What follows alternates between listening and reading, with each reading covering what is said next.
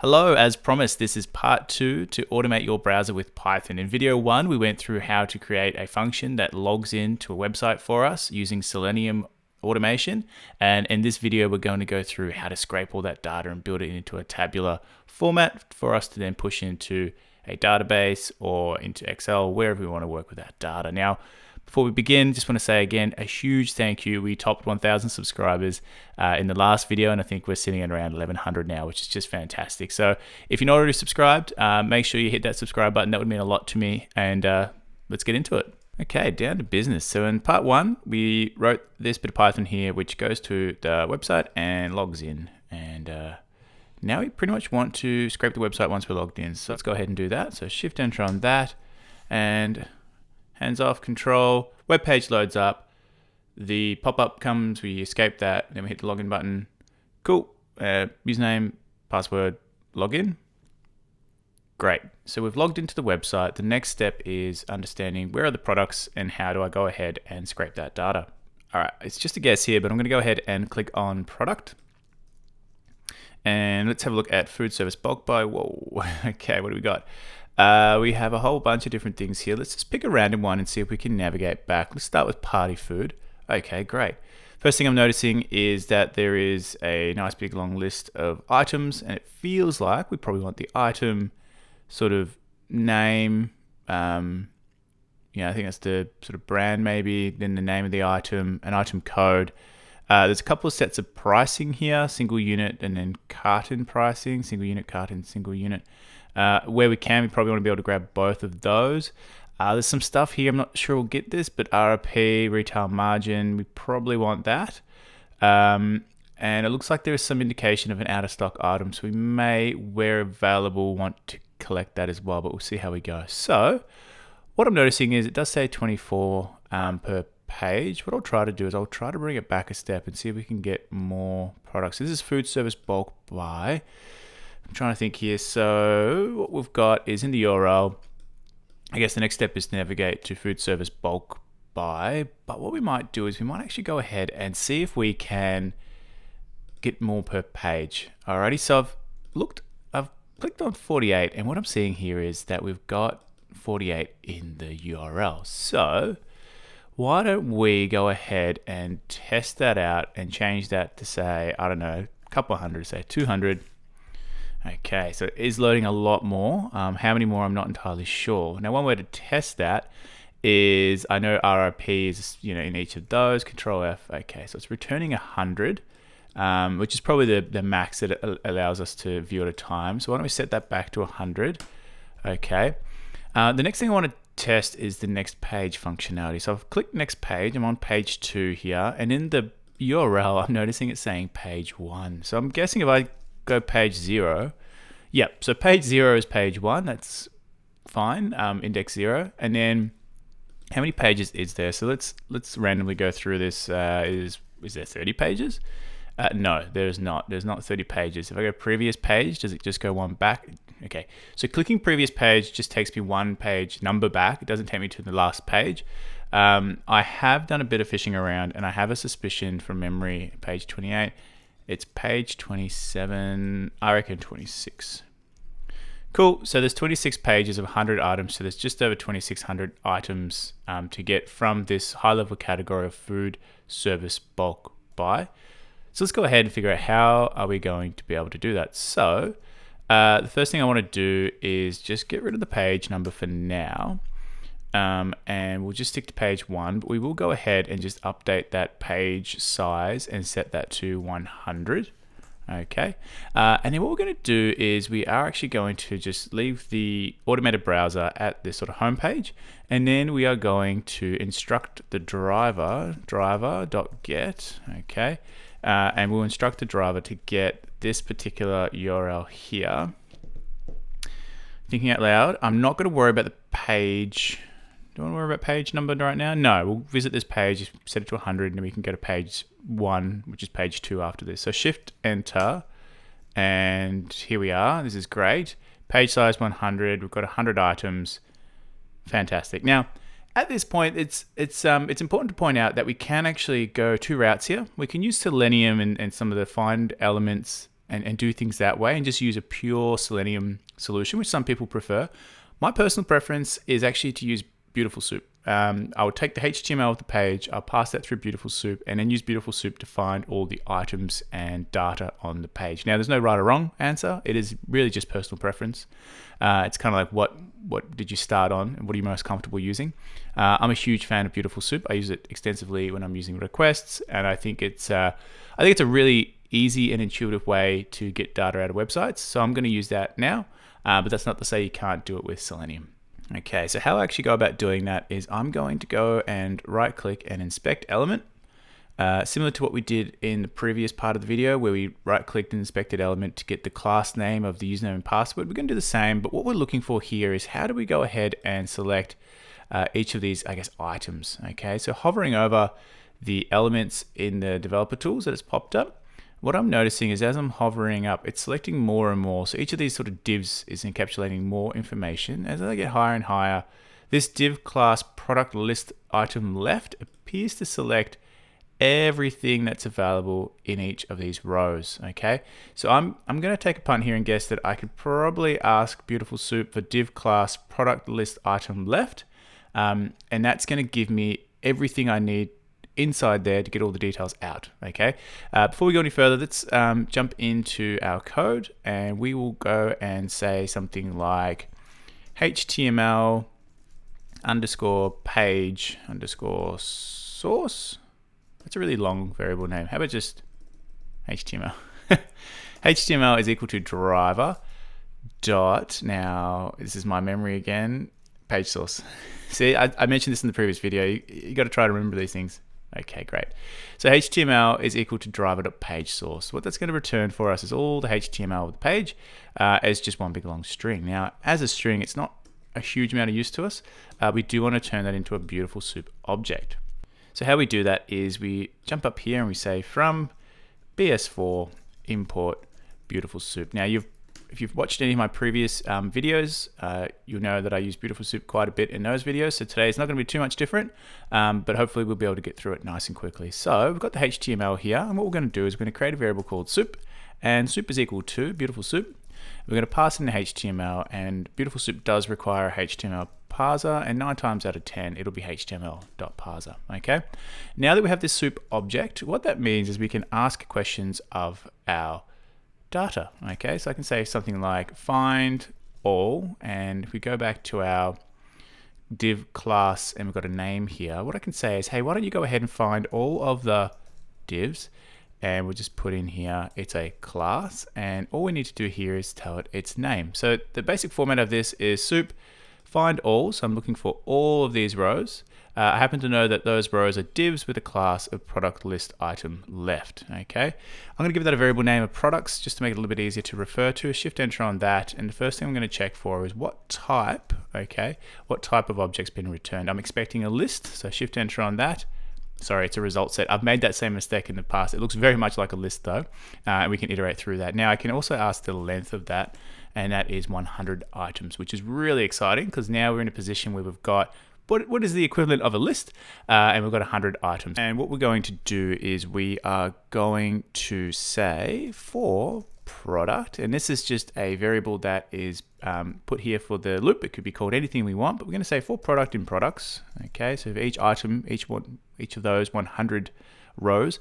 For product in products, let's go ahead, and for now we're just going to go and print the product, but we don't want to print 100. That's going to be really large, so why don't we just break after 1. Okay, take a little break, and what we have returned here is fundamentally that entire row, which is this one here, that entire row in the form of HTML. So what we need to do now is we need to basically figure out how do we get the information out of the HTML. So a couple of different ways to go about that.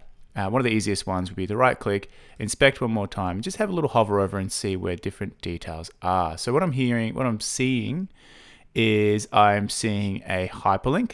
The hyperlink is probably important, something we want to gather. So why don't we go ahead and try to get that hyperlink. So that is in div class block A. So it's a very similar exercise to a moment ago. All we have to do is we have to say something like product dot find, okay, dot find div, and it's got a class of A. So why don't we say class, and I copy and pasted that block A, sorry. So we've got div class block A, and why don't we go ahead for now, anyhow, why don't we go ahead and just print that, just to see what that looks like. So what we'll do is we'll hash that one out. Alrighty, so we've pretty much printed the block A, and what we're getting back is we're getting a few different things. So we're getting the brand, which is important to us. We're also getting what appears to be some sort of stock item number, which I think is available in another div, so we'll leave the one out for now. And we've got something like title and then product name. So product, we've got brand, product brand, name, product name. So what I'm going to grab is I'm going to go ahead and get hold of, well, we've got the href as well. So why don't we first start with the link. Now, couple different ways to go about this. I could create variables for each, but what might be a bit easier would be to go ahead and create a dictionary. So we can call it data dict. And the idea there is that we fill up the data dictionary, each loop, with the items we want to collect. So what that looks like is we might start with data dict and we'll give it a name. And the name is going to be, let's have a think about this. So we'll start with the product URL, alrighty. And the product URL is equal to, let's go ahead and see what we've got here. So product URL is equal to, now we've got this sort of block A. Now why don't we help ourselves here and actually just create a very basic variable called block A. And block A is just equal to this block that is here. And then all we have to say now is, hey block A, why don't you find me any sort of A tags, and inside that A tag, why don't you give me the href, okay? Shift enter on that, and what we now have is a data dictionary that has a product URL, which is the key, and then has a value of the product URL. And that URL is quite important because it does contain a number of other things. So if we didn't have the product description, or the title at least available to us in the product item code, we could probably get that from the URL, but luckily we do. So let's keep going ahead. Now, block A, whilst it exists within the loop, it is available outside the loop because it is a variable that exists. So what we can do is we can say, how do I find the brand? Okay, so it's a div class brand, and we want to find the title. Okay, so that's a little bit different to how we normally roll. Normally we would look for, normally the actual title would be in text, in plain text, but this one, it's actually got the word sort of title. So next we want to find the title, which is div class brand, and it's actually the title tag that we want to get that out of. So what we'll say is, we'll say something like .find, and we are looking for a div. Okay, so div, and it's again got a class, and the class is, what's the class? Brand. We're going to shift enter on that and just have a look what we get back. Okay, so we've got a few things here. We've got a few options to be able to get the brand. Now we can either say, give us the title, which is this one here. So we can say title, and that does return title for us. The other option is to actually get the visible text on the screen, okay, which is actually part of the span class product brand, but there's no other text in here. So what that means is if I hit .text, I also get the brand, but I need to then probably run a dot strip around that to strip it out. So if the title was always available, I'd typically run with that. But I think this might be a better way to go. This is the visible text. We'll see how we go. We might need to change this later, but it's good that we're able to get both. So let's go ahead and just input that here. And what we're going to do is we're going to just quickly copy and paste the data dictionary key, but rather than use product URL, we'll say product brand. Okay, so what we're going to do is we're going to shift enter there, and we're going to have a quick look at our data dictionary. What you'll notice is it's starting to build up. So we've got our product URL and we've got our product brand. Now we're going to keep going down this same path. So let's have a look what else is in block A. Now what else do we need? We probably want the div class name, and this one's got the title.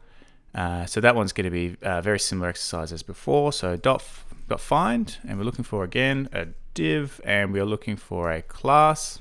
Okay, so it's a class, and the class we're looking for is name. Actually, product name or name, they're the same. All right, I'll just pick that one.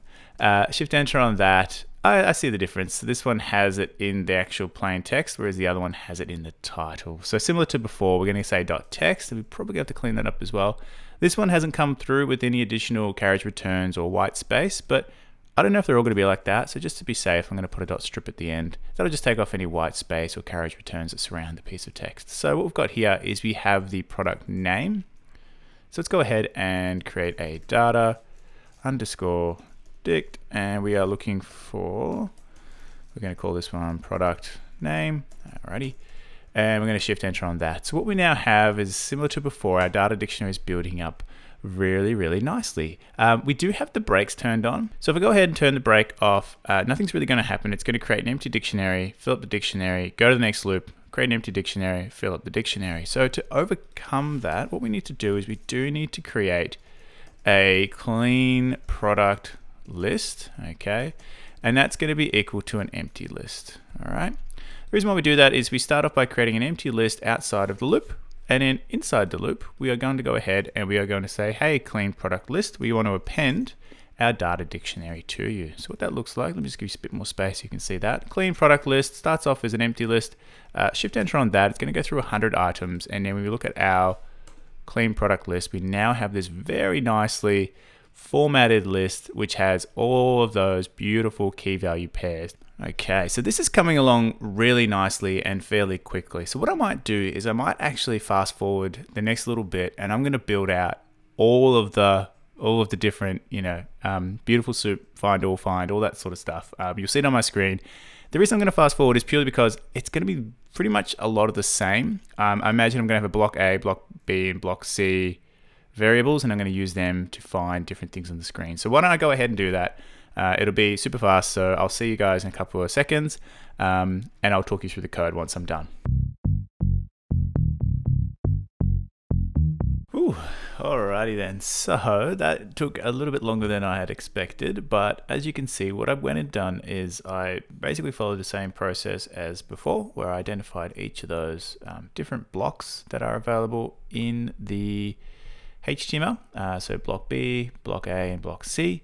And then I went a little bit deeper and actually uncovered these sort of per case price, per unit price, and RRP margin. Now, the reason I did that is each of these, if I inspect element, they actually have the same class names, but inside of them they do, but outside of them they have a different class name. So what I've been able to do is per case price, per unit price, pricing add wrap. Imagine that to be the sort of block that is made up of the individual divs underneath that. And then for all three of those, the first two use a class called product unit price and product unit price, and then packet size and sort of pack size and pack size. And then this final one here, which is the RRP price and the margin, they actually use a per unit price and per case price for the RRP. It can get a little bit confusing. And look, if this is your first time delving into HTML and divs and all that sort of stuff, don't get too overwhelmed. It will make sense eventually. Okay, so that's most of the information we require. So if we have a quick look at our clean product list, we have product URL, product brand, product name, the code, the product price per case where available, and pack size, price per unit where available, and unit size, and then finally the RRP and any sort of margin on those. So what to do next? I did notice that there was a out of stock icon. So let's see if we can gather that up as well. So this one's called span class stock. So why don't we start off by saying something like, why don't we say product dot find span, and similar to before, that's got a class and the class is stock. Cool. Now, if we just grab that, what we might do just for a little bit of testing is we might go ahead and just create a key in our dictionary called stock. And what I'm doing here is I'm just seeing how different this is for different rows, because I know not every single product is out of stock. If I scroll down to the very last product, it just so happens to be out of stock, but the previous one is not. So one way to really test that is we've got, let's have a look. So we've got product find span class stock. Now product is product in products, and we've gone through a 100, and it just so happens the very last one is out of stock, and we know that by looking at this little icon here, but the one before that is not. So what we can do just for this little test is we can say that product in this example isn't the product from the loop. It's actually products, and we're going to select item 99 by just going -1. So if you imagine you've got 100 items in your list, and you want to pick the very last one, you'd pick -1, which is maybe you realize I want to pick -2. So Shift Enter on that. And as you can see here, product span find doesn't return anything, whereas -1 it does. So when it does return something, let's have a look. If I say, just trying to figure this out, if I say .text, it's still going to return, well, it's going to return sort of something, right? So if I go .-2, we get nothing back. So we get a little bit of an error. So what we can probably do is we can say something as simple as, why don't we go ahead and try, and get that. What's the best way to do this?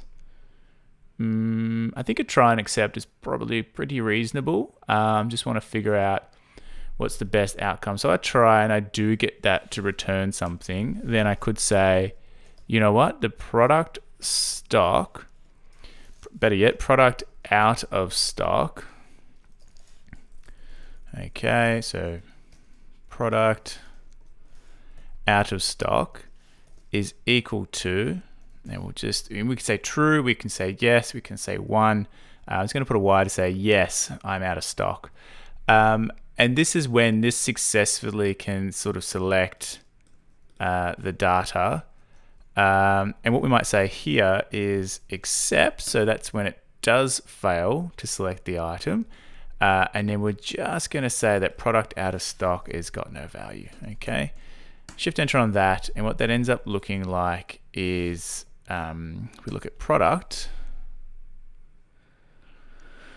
what have I done wrong? Oh, data dictionary, my bad. That's okay, let me clean this up. Data dictionary, Shift Enter on that, and we want to look at our data dictionary now. So for our data dictionary, Shift Enter on that. Product out of stock, that is not the case. But for -1, which is the very last item in our 100 list, which we know to be out of stock, Shift Enter on that, Shift Enter on that, and that one actually is out of stock. So how to implement that is we simply take this try and accept and we put it in as part of our loop. Okay, we'll make sure we get our indentation right, so we'll just bring that across. So we'll just read this one through one more time. Try and select the text that is in the class of stock. If you're successful in doing that, it indicates to me that there is a little icon here that says you're out of stock. So what I'm going to do is I'm going to create a key called product out of stock and assign the letter Y to that. Now, if you fail to find the text, so therefore there is no little icon, I'm just going to make that equal nothing. So Shift Enter on that. And what we're going to do is we're going to have a look at our clean product list. Okay, and what we have now is we have 100 items and we have all the different details we need, and we even have the indication of whether the item is in or out of stock. So we're getting somewhere. We are really getting somewhere, which is very exciting. At this point, we have been able to successfully, I guess, quote, process a page. So the way I envision that is so you pass the HTML over to this sort of, I guess we'll make it into a function. And this function is going to create a big list of clean sort of data that we can work with. So what I might do, similar to my previous video, we're going to go and wrap this up into a nice little function. So what we'll have here is we'll have our products, and we'll just keep this at the top for now. So let's think about this for a moment. So the first thing we want to do is obviously get our HTML. And right now the HTML is equal to the driver page source. Now I'm just going to think out loud for a second here. What do we want to pass into this? Do we want to pass in some HTML? If I'm going to be looping over the driver, I just want to pass in some HTML. So let's not do that here. Let's do that there, and I'll show you what I mean. So define the function, which we're going to call process products. Okay. It's going to ask for some HTML. So it's going to pass HTML into this function. Now we are defining a function, so we do need to go ahead and make sure that's correctly indented.